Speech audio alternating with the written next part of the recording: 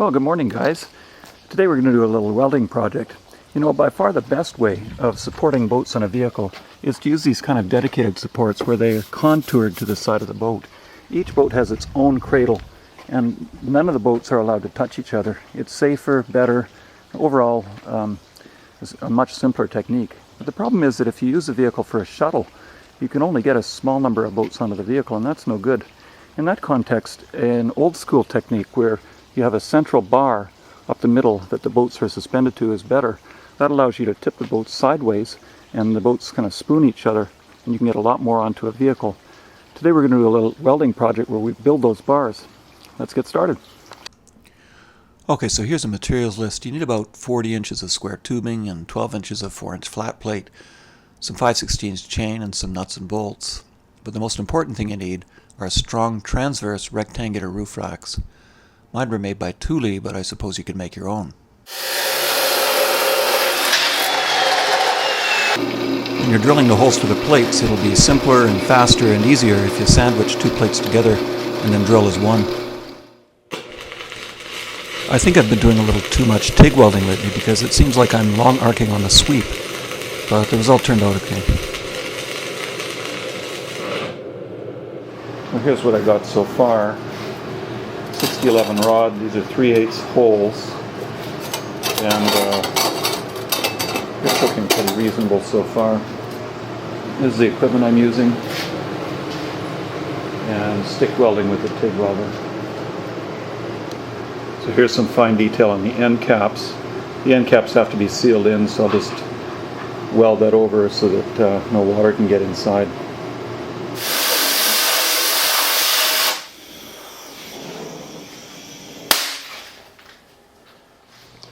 Okay, we're pretty much done the welding part of this. At this stage now we just have to clean off some of the superficial rust, prime and then paint it, and then we'll hook it up and see how it works. So the loops on the top are just made out of 5/16 chain, welded to top and bottom to make sure they're secure.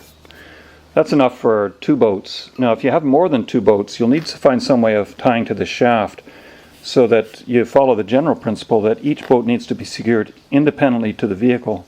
And that way, if one of the boats becomes loose, they all don't go flying off. Of course, before you paint this, you need to get all the rust off. So I'm going to grind it off with a wire brush.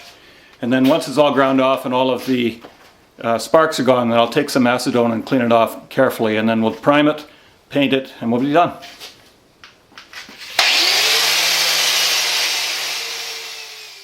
Well, in a humbling kind of way, with all the effort it took to put this together, the determining factor in terms of how long it's going to last is going to be the paint. And so don't scrimp on this part of it.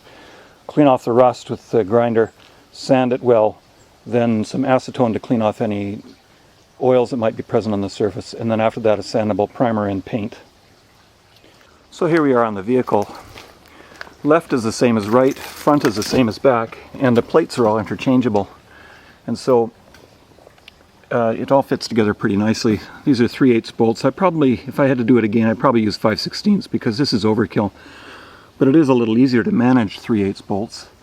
To put these on, I thread them all on over on the side over here where I can reach them easily, and then slide the whole apparatus over and then tighten them up for a final turn, just so you're not leaning over for a longer period of time. Let's put a couple of bolts on and see what it looks like.